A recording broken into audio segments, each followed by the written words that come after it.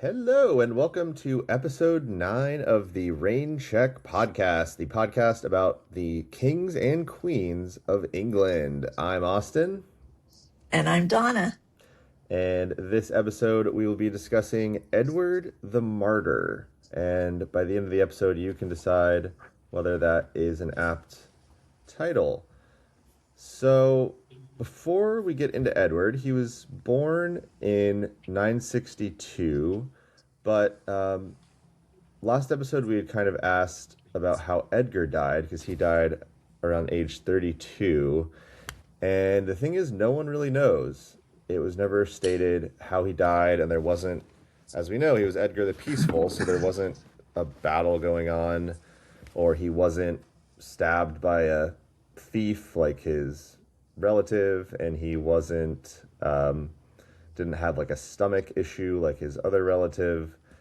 So most historians kind of speculate some kind of illness, but there's literally no evidence of that. And because his death sort of happened so suddenly and fairly young, it sort of triggered this chaos that we're going to get into this episode and then even next episode and pretty much for a while after, because after Edgar died, who was Edward's father, Edward was his oldest son, but he was only, what age? Like 13. 13.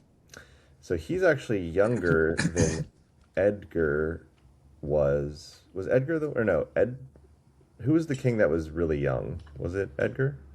I think it was Edgar, because remember, Edgar's older brother, Edwig, was king. And then just after a year or two, they made Edgar king of Mercia and Wessex, or at least Mercia. And so I think he was only around 13, maybe 14 at that time. Yeah, it was sorry, what was Edgar's brother's name? Edgar and Edwig. Edwig had Wessex, and Edgar had Mercia and Northumbria. And then he got both, and then he died, as I just said. So part of the issue with why when Edgar became king, there was a succession crisis. So he did become king, but there was immediately controversy because, as you know, the Witan was still a powerful group that helped choose the king. It wasn't just as straightforward as it's definitely always the firstborn son. And also there was some dispute over who Edward's mother was. So some people thought and whether their marriage was legitimate. So I'll just say, as you said, that there's two different arguments as to who his mother is. And to me, it's a little strange that we don't have any record. You'd think the chroniclers would have said something about it, but there's some that say she might have been a nun, because Edgar seemed to really like to capture nuns and have sex with them. But she could have been the daughter of an ealdorman, and different sources say different things. And the source that says she was the daughter of an ealdorman, specifically an ealdorman of a specific area, is clearly incorrect, because the ealdorman of that named area at that time didn't have a daughter.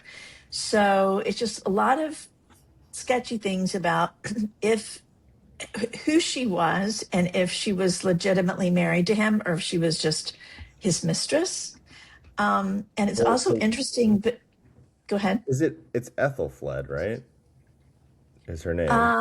Yes, Ethelfled Anita. The White Duck is her nickname, but I'm not sure why she's called the White Duck.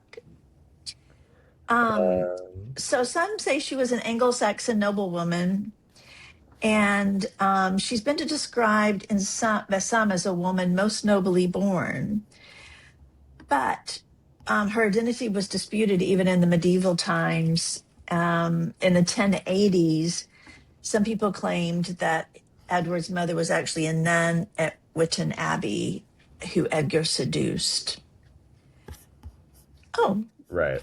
cool. But Cool. I do think modern historians, from what I read, most agree it was just the Ethelfled the White duck. I didn't see the duck part. I just said it was like the white, and that marriage was supported by Dunstan because he wanted Edgar to marry a strong, powerful, noble person, and I think she was much older than him, too. mm, So the fact that she was much older may be why she was set aside. And well, I think she might have just died right after. yeah, she Uh, may have died in childbirth or right after childbirth, too. Again, we don't have a lot of details about it. But what's interesting, and I may be jumping ahead a tiny bit, but Edgar obviously got married again, and yeah, one of his three wives was the only one crowned and coronated as a queen. And Elfthrith, Elfthrith. right.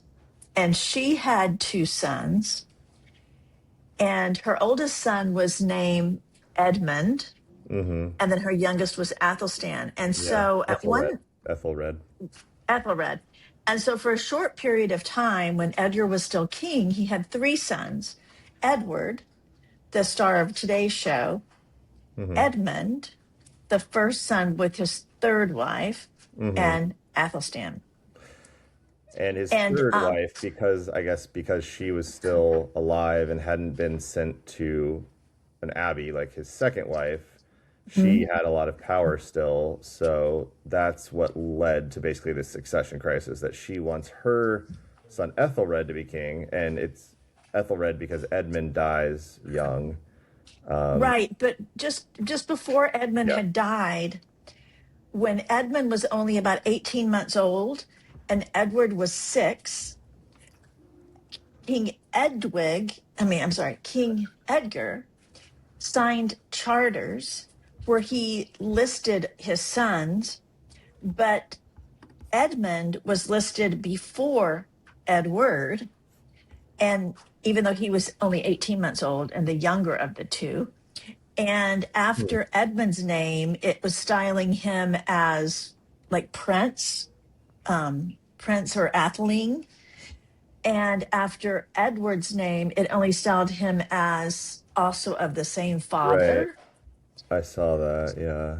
So it could be that Strange. Edgar had intended, or maybe because he was influenced by his wife, was being browbeaten into having declare Edmund his successor, but he never did a strict declaration. But there is evidence that perhaps the thought was that they were going to skip over Edward. And poor Edward had no one to look after him because his mother was dead. I mean, other than I Dunstan, think you were yeah, saying Dunstan Dunstan. did Yeah. support him, so that's the only reason he, I think, actually became king and made it as long as he did. It does make me wonder whether, like, just based on like the motives, like, do we think maybe Edgar got killed by his third wife because she wanted to she thought her son could become king, and Oh, maybe interesting. she knew Edgar was actually like, you know what, like Edward's my firstborn son. I'm just gonna make him king, and she didn't expect. I don't know.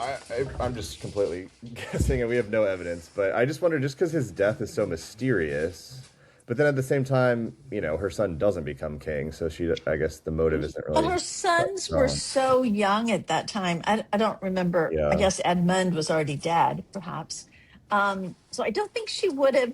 I think she would have preferred to wait until her sons were a little bit older. Yeah, it almost seems like the opposite, where if she had been able to wait, maybe she was slowly convincing Edgar to fully make, her sons the heir, and then he Hmm. died, and that kind of caused all this chaos.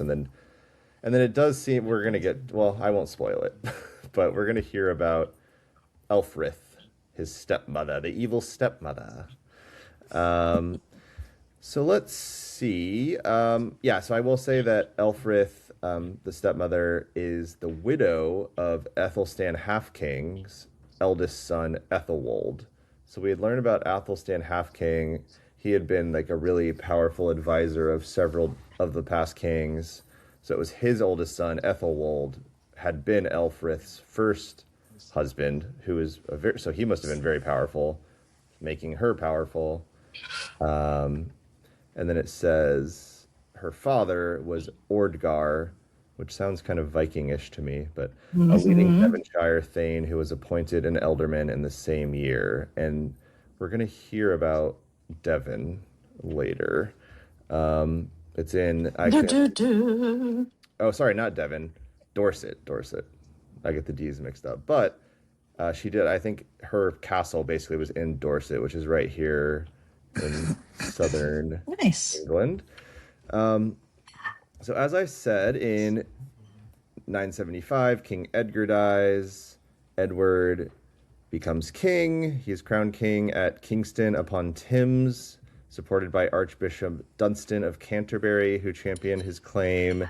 And then he only rules from 975 until 978.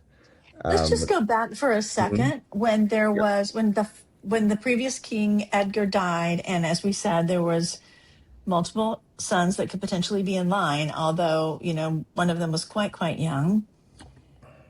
The, as we discussed before, there was some evidence that they had been assuming that Edward would be passed over and it would go to Edmund, but Mhm. now Edmund had died.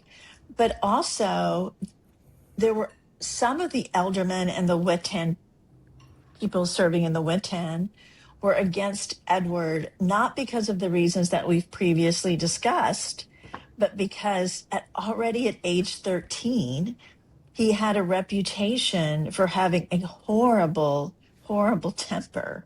And he Yeah. would just rage against even those closest to him. And they were concerned about having such a hot headed, um, intemperate boy on the throne. Yeah, which we've heard about, I think also with Edwig seemed to be sort of Hmm. a little bratty Right. guy. Yeah, it's funny that Edward will eventually become Edward the Martyr, and he's one of the few kings to be sainted. But yeah, for essentially, we'll find out why. But yeah, he wasn't a saint for sure. He seemed like a very angry young Hmm. man, which kind of seems to run in the family a little bit. One thing I don't Definitely took know. after his uncle. Yeah, one thing I did read up a little bit more on was I know we had touched on it, but it really seems like Edgar, his father, had been extremely intense, like extremely sort of violent, but in like a law and order type way. Like he was very strict and very Hmm. Hmm. laid down the law, and going to the Unruly book, which we haven't talked about in a while because it had only had like one sentence for the past five kings. It just sort of lists off their names, but we're actually finally at a point where he does discuss it, but he sort of agrees. I think we would, if push comes to shove, kind of say that at this time at least, to be a king, it's better to be kind of a hard ass, strict guy Hmm. rather than like everyone's going to have their fault in some way. So that seems better than someone like Edwig, whose major flaw seemed to be like favoritism and kind of just being a little bit weak and undecided and a little wishy-washy and that type of thing. You Yeah, know, but I also read, despite the fact that Edward, so many E's, Edward had such a hot temper and could be so horrible to his closest advisors, it doesn't seem like he was angry at the right people. Because I also read that things were disintegrating in the kingdom. Like he wasn't, maybe just because of his age, And maybe because his stepmother kept this kind of talk going on in the background about who should really be king. Right, I he's mad read that about a lot that. of the, Yeah. yeah, I read that a lot of the nobility took advantage of kind of the unsettled nature of this time and started wars with one another, and that Hmm. it wasn't a very calm and No. well run time in the country. I think that's actually a really important thing about this like 3 year period is in addition to being really aggressive, Edgar also was extremely supportive of the Benedictine monastery reforms, which Dunstan was in charge of. But so during that time, Edgar took a lot of monasteries away from. It's called the secular clergy. So in the Unruly book, it basically says that the Benedictine monastery rules. It essentially just had a lot of rules, and the big ideas were obedience, humility, work, and prayer, which sounds like a church type thing to me. He was Mhm. saying that the Anglo-Saxon monasteries that had been going on before this were more casual, and people that lived in them were called secular clergy, and they were free to marry. So more, I guess, like a Protestant type pastor, and they Mhm. kind of went in and out. Like they would live there for a little bit. He says it's sort of like a vaguely God-themed Club Med, but so yeah, the whole system of parish priests and churches hadn't developed yet, so it was just sort of like a strengthening of like Christian like doctrine and just making it a little bit more strict. But then when Edward becomes king, um, all the powerful nobles use that opportunity of like, okay, cool, like this adult man that was extremely powerful is gone, so now we can just scrabble and get our land back. So a lot of them not Right. only took it back from the church, but they even just used that opportunity to take more land than they had even started with, like from their rivals. Mhm. So that also makes me think maybe one of them killed Edgar to sort of have the opportunity to. They were pissed that It the could land got be, and we know that the Vikings are going to come back strong shortly. And it could be that this unrest that started happening in England after the pretty strict rule of some of the previous kings made it a more inviting place for the Vikings to raid. Because they That's a good didn't point. have a strong, Yeah. unified king that had everyone behind him. And I remember, yeah, like he was not only making sure there was law being followed by his own people, but I know he had a really strong navy and was like, they were always Right. patrolling around the island. And so it makes sense that he dies and that gets weaker. And yeah, the Vikings would have obviously been aware that this is happening. So that definitely makes sense to me. And that seems to usually be how it goes. It's like there's war happening, the country kind of comes together, and then there's a time of peace, and the country starts kind of splintering and fighting itself. Um, Yeah. so let's see. That's all I have to say from Unruly. But so there's a big day in 978, March 18th. So about a month ago, if you're listening live.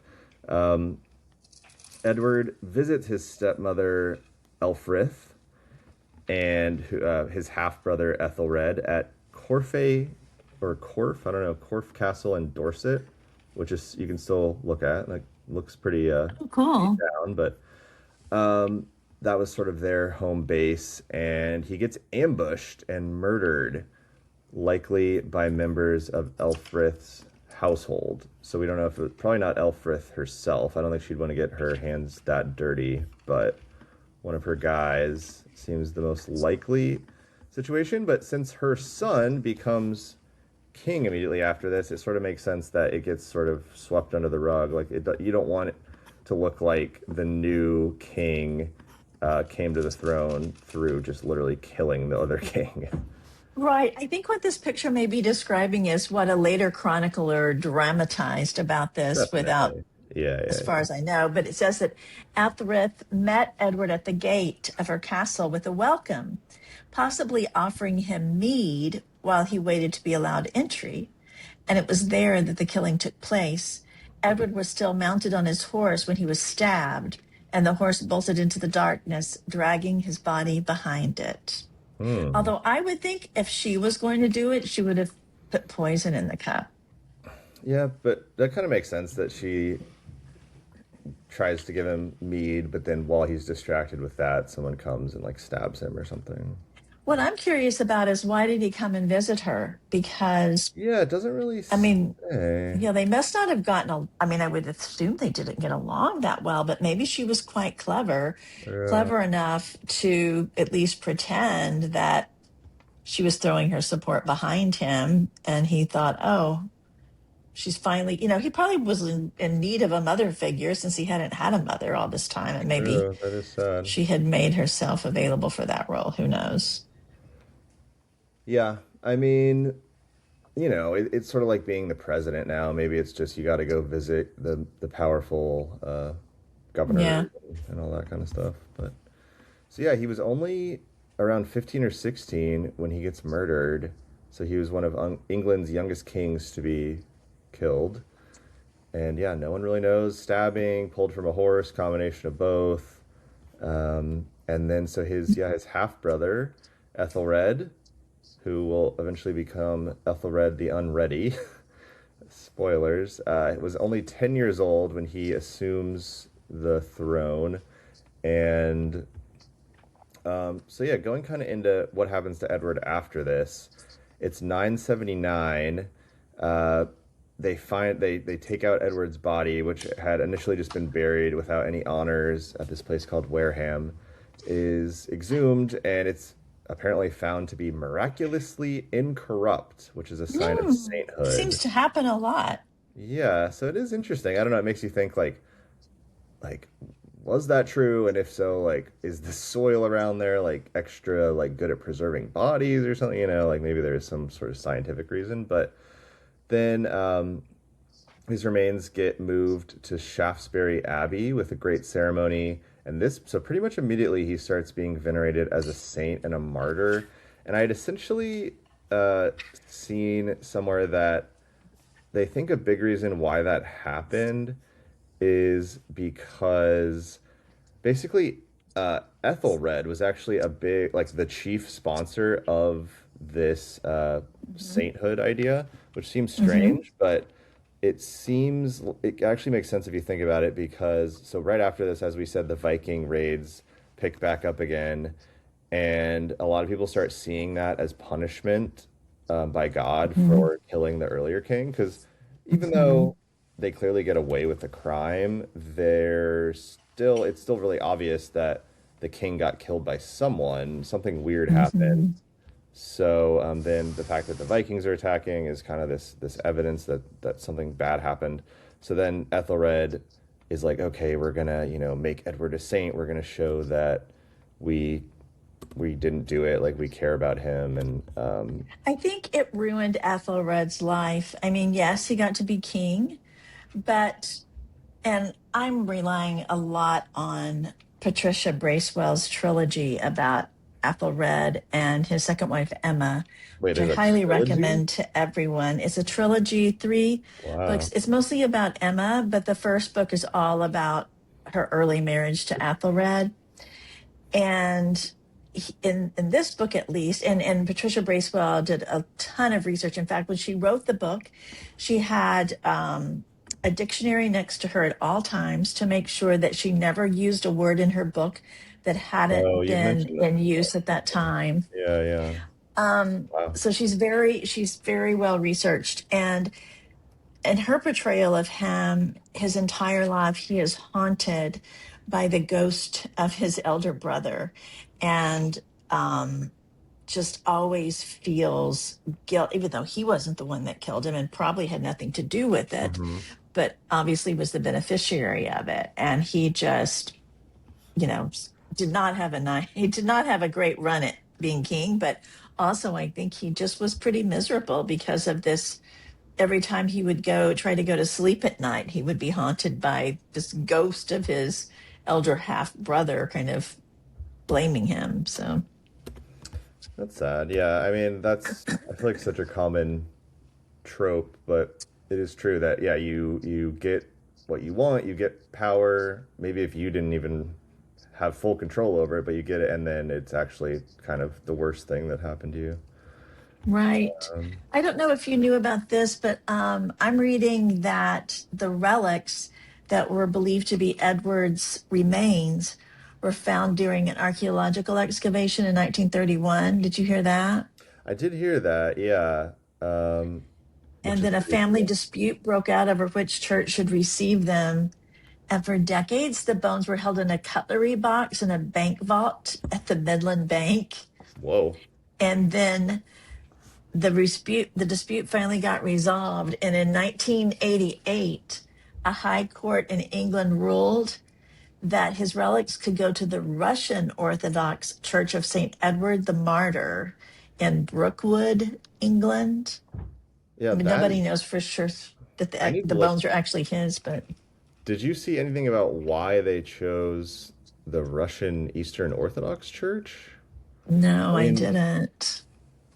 yeah, that seems really strange, but maybe by next episode I'll look into that because yeah, that's cool though that you can yeah you can visit Edward the Martyr's bones, um, and apparently this castle you're seeing if you're or you saw if you're Mhm. watching on YouTube, and in case you didn't know, you can watch if you're curious what we look like. If you're just listening, you can see that on YouTube, but the Corfe Castle, where he was killed, apparently is still one of the most visited historic sites in England, which is interesting. And based on this picture, it does look pretty It's also impressive. really interesting because really England, from what I understood, had very few castles before William the Conqueror. It Mm. was really William the Conqueror that promoted the building of castles because castles were Hmm. quite popular in France and Normandy, but not really in England. So I'm kind of surprised Seems like that maybe you have been reading a lot of Norman propaganda. I don't know. I don't know what to tell you. possibly. World's number one Norman fan on um, we're getting close. I just Those feel it. damn Anglo-Saxons are almost out of the picture. All right. Well, on that note, next episode will be about Ethelred, the Unready, which does not mean that he was unready, but I'm gonna make you wait till next episode to find out what it really means. And yep, What's follow us your on favorite YouTube. fact about King Edward? I'll say one. I guess my favorite fact about Oh, him okay, yeah. is that he's the second King Edward. His grandfather was also named Edward, Edward the Elder, yeah. Edward the Elder, and then we've got Edward the Martyr, which I don't know what he was called before he was martyred, Just Ed, because Eddie. and then in a few kings from now we're going to have Edward the Confessor. True. And none of them are Edward So the First. none of them are Edward the First. Yeah, that is very silly. Mhm. Yeah, and what was I gonna say? Follow us on Instagram. Oh, did we want to do like sort of an ending segment that's like ranking him like out of 10 or something? Just like as a, Sure. And one is the worst or the yeah, best? one is bad. So Okay. I don't know. This is I mean the hard one to start with for the first time we're ranking someone. But I would give Edward the Martyr maybe like 4. Pretty low. I'm We going to don't go really know with a much. 3. So far, I know 3. Yeah, nothing I good guess that he so. did. That's true. If he's a 4, then what's a 3? Yeah, 2 or 3 maybe, sadly. I mean, it's not like It's he kind was of like a not his huge fault because catastrophe. Yeah. the poor guy didn't have a mother. When he was Right. growing up, his little brother was clearly promoted over him. And yeah. But I also So do think it's a little like in the long run, he seemed like kind of an annoying, mean person. But then in the history books, it's like, oh, like if you just read his name, you're like, oh, Edward the Martyr. Okay, like he's a saint, you know. Like he got a pretty good he, ending, of all things he got a considered. good ending, but for as far as we can tell, for no good He didn't reason. deserve it. Yeah. So it's I all mean, I didn't hear that he was giving money to poor people or founding hospitals for lepers or anything like his half sister Edith was mm, doing. Yeah. yeah. So yeah, All I'm right. tempted to give him a 2, but I'll be generous today and give him a 3. All right. Sounds good to me. All right. Well, join us next time. And this has been another edition of Rain Check. Check And I it forgot to out. say, I've been joining you from Paris, Ooh, and sure. I'll look to see if I can find anything interesting about uh, the English kings that we're covering while I'm here that I can take a picture Hmm. of and can illustrate on YouTube as you are doing. Fun. Okay. Well, all right. That's been Rain Check. We're checking out.